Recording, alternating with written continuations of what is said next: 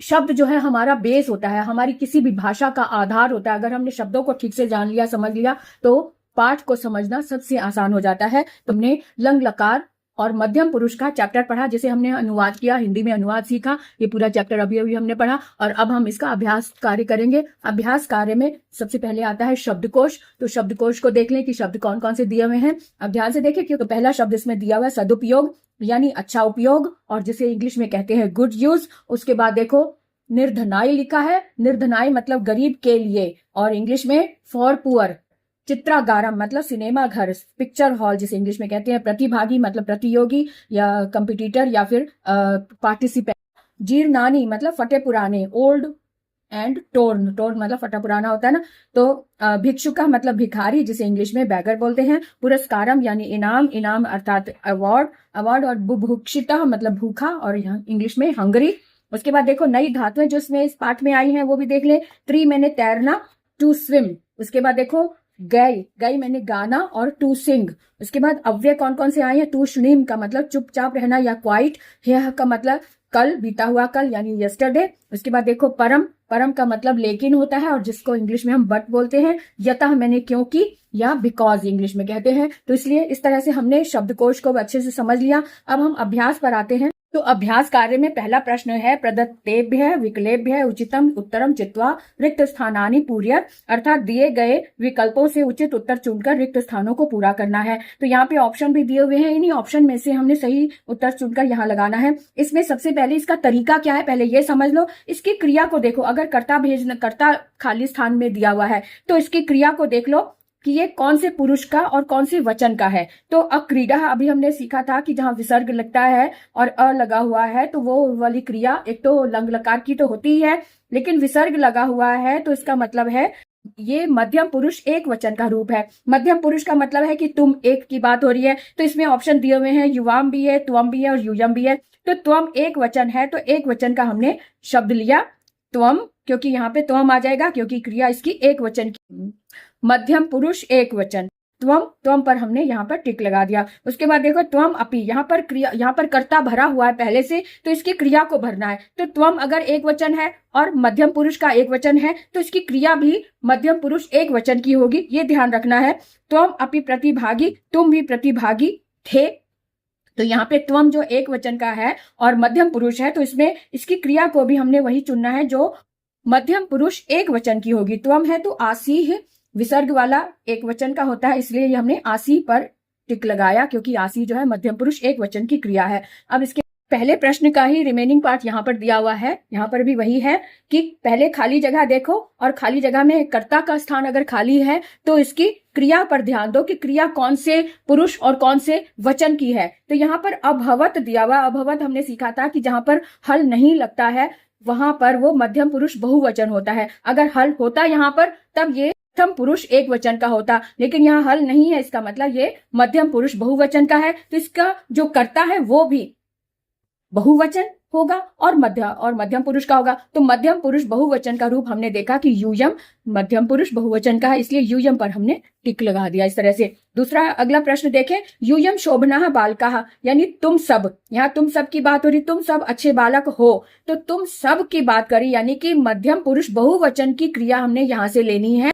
ये ध्यान रखो बेटा, इस वाले वाक्य में जो ऑप्शन दिए हुए हैं ये सभी लट लकार के हैं और यानी कि वर्तमान के रूप हैं, लेकिन इसमें भी हमने मध्यम पुरुष का बहुवचन देखना है। तो ये एक वचन, मध्यम पुरुष एक वचन, मध्यम पुरुष द्विवचन और मध्यम पुरुष बहुवचन का रूप स्थ आ रहा है, इसलिए हम स्थ पर टिक लगा देंगे, लट लकार का रूप है। इसके बाद देखिए युवा जले, तुम दोनों, यहाँ पर मध्यम पुरुष द्विवचन की बात हो रही है। तुम दोनों जले मतलब जल में। अब अतरत ये तो बहुवचन का रूप है क्योंकि हल नहीं लगा हुआ।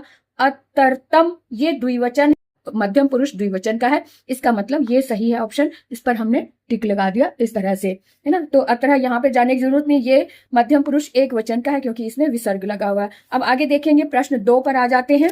एक पदेन उत्तर, यानी एक शब्द में उत्तर देना, एक शब्द में उत्तर दीजिए। तो कहा जो भी इसके जो प्रश्नवाचक शब्द है ना, इनको ध्यान से देखो। अगर ये शब्द जिस विभक्ति का है और जिस वचन का है, उसी विभक्ति और उसी वचन का ही हमने उत्तर ढूंढना है। तो ये देख लो कि यहाँ पे यानी कि कहाँ दिया हुआ है, यानी ये कर्ता के रूप में प्रश्न आया है तो कर्ता को ही देखना है। ये एक वचन का है, प्रथमा विभक्ति, तो कह बुभुक्षिता अस्ति, कौन भूखा था?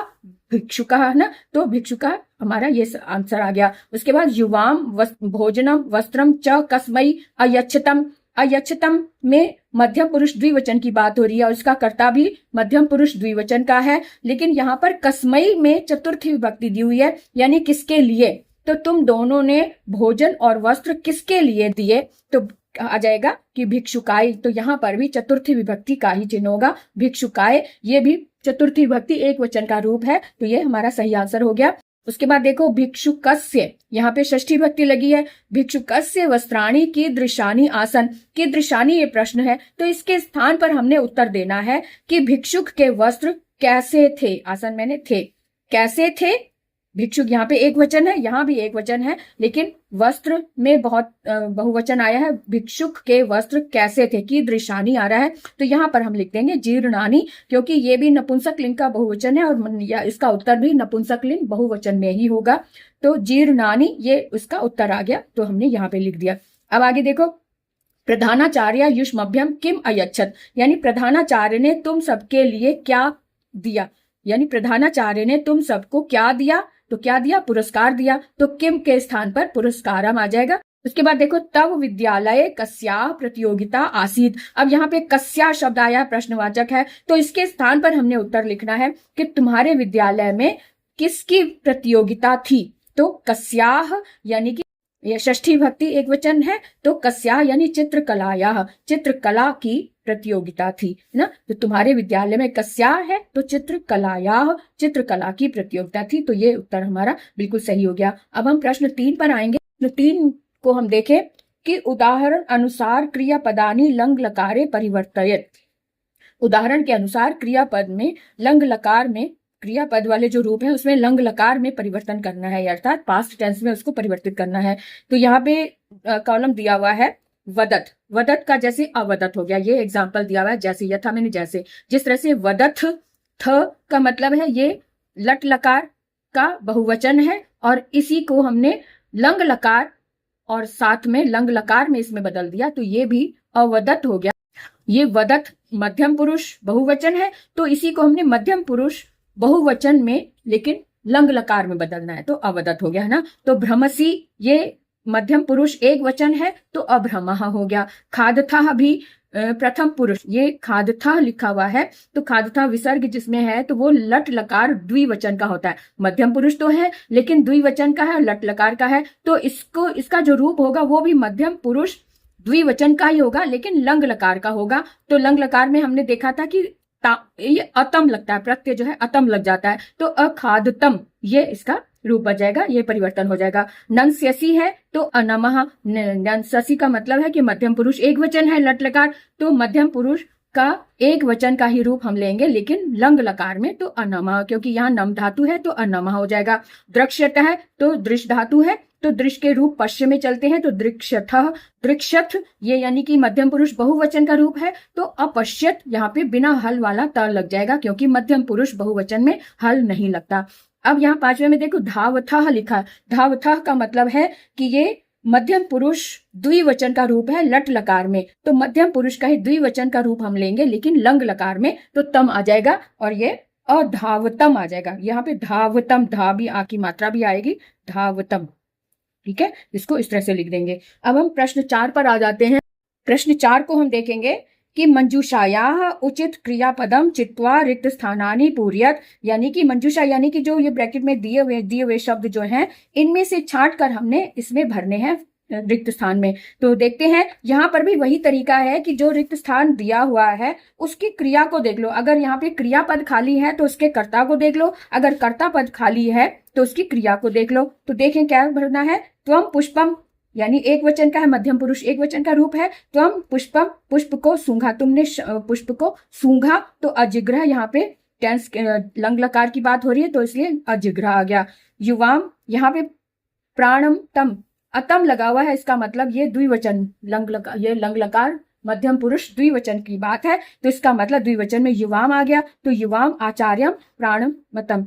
उसके बाद देखो यूयम पारितोषिकम, यूयम दिया हुआ है, इसका मतलब ये मध्यम पुरुष बहुवचन की बात हो रही है, तो मध्यम पुरुष बहुवचन का ही यहाँ पे क्रिया लगेगी। अविंदत यानी कि पूजा, ये क्योंकि यूयम बहुवचन की बात है, इसलिए बहुवचन का ही ये रूप लग गया। उसके बाद देखो मित्राय पुस्तक अयच्छा लिखा, अयच्छा यानी कि मध्यम पुरुष एक वचन की बात हो रही है, तो एक वचन की बात हो रही है, इसका मतलब त्वम आ जाएगा। त्वम मित्राय पुस्तकम अयच्छा, तो त्वम इसमें आ जाएगा। उसके बाद देखिए यूयम, यहाँ पे बहुवचन की बात हो रही है, मध्यम पुरुष बहुवचन, तो इसकी क्रिया भी मध्यम पुरुष बहुवचन की लगेगी। यहाँ पे अस्मरत दिया हुआ है, अस्मरत मध्यम पुरुष बहुवचन की क्रिया, इसलिए हमने यहाँ पर अस्मरत बहुवचन की क्रिया लगा दी। इसलिए इस तरह से चौथा प्रश्न भी हमारा हल हो गया। अब देखते हैं 5वें नंबर पर कौन सा प्रश्न आ रहा है। तो यहाँ पे अधोलिखिता नाला निम्नलिखित क्रियापदों का पद परिचय देना है। पद परिचय कैसे देंगे, यानी कि ये कौन सी धातु है, कौन सा लकार है, कौन सा पुरुष है, कौन सा वचन है, ये सारी बातें हमने बतानी है इनमें। तो अवदत्त, अवदत्त जो है इसमें हल लगा हुआ है। सबसे पहले यही देख लो कि ये एक वचन की बात हो, जैसे यहाँ पे एग्जाम्पल दिया हुआ है, आ उपसर्ग लगा है और गम लगा है, आगम जो है ये गम धातु। इसी तरह से यहाँ पर हमने देखना है कि अवदत्त में क्या क्या, अवदत्त में अ उपसर्ग लगा है, वद धातु है और अत इसमें प्रत्यय लगा हुआ है ना। हमने शुरू में चैप्टर के शुरू में हमने सीखा था ना कि रूप कैसे लगते हैं, उसमें कौन कौन से प्रत्यय लगते हैं, तो इसी का ध्यान रखते हुए हमने यहाँ फिल करना है। और ये लंग लकार का लकार कौन सा है, ये लंग लकार है क्योंकि ये भूतकाल की बात हो रही है। उसके बाद प्रथम पुरुष है क्योंकि त में हल लगा हुआ है, इसलिए ये प्रथम। और वचन है, वचन एक वचन है ना, एक वचन की बात हो रही है। उसके बाद देखो अस्मरतम, तम लगा है, इसका मतलब ये द्विवचन मध्यम पुरुष द्विवचन की बात हो रही है। और अ भी लगा हुआ है, इसका मतलब ये कौन सा लंग लकार है। तो अब इसको अलग से लिखेंगे, यहाँ पर क्या लिखेंगे कि अ प्लस स्मृ धातु है और प्लस में अतम आ जाएगा, अतम ना। और लंग लकार है और लंग लकार में मध्यम पुरुष है, क्योंकि ये मध्यम पुरुष का तम लगा तो मध्यम पुरुष आ जाएगा। और वचन इसमें द्विवचन है, ठीक है। उसके बाद अकथयत में त लगा हुआ है, हल लगा हुआ है, तो ये प्रथम पुरुष का एक वचन है ना। तो इसका मतलब अ है, तो ये लंग लकार में, लेकिन प्रथम पुरुष की बात हो रही है यहाँ पे। तो अ धन कथ और धन अत, ये इसका प्रत्यय हो जाएगा। उसके बाद ये लंग लकार तो है ही, लंग लकार हो गया। फिर उसके बाद देखो ये प्रथम पुरुष की बात हो रही है, इसलिए यहाँ पे प्रथम पुरुष और एक वचन। उसके बाद अयच्छः, अयच्छः में अ लगा हुआ है, तो दा धातु, यच्छ जो है वो दा धातु से बनता है, तो अ धन दा धातु धन अह लग रहेगा, तो इसलिए अयच्छः बन गया। लंग लकार का ही है और मध्यम पुरुष है और साथ में एक वचन है। अकरोत जो है ये त लगा हुआ हल वाला, इसका मतलब ये प्रथम पुरुष की का रूप है। तो प्रथम पुरुष का रूप है तो अ और क्री धातु और साथ में अत प्रत्यय लगा हुआ है। और इसके बाद लंग लकार है और साथ में ये प्रथम पुरुष की बात हो रही है ना, पुरुष प्रथम पुरुष है और साथ में एक वचन है। इस तरह से हमने इसको भी फिल कर लिया। अब प्रश्न नंबर 6 पर आ जाते हैं। प्रश्न नंबर 6 बताता है,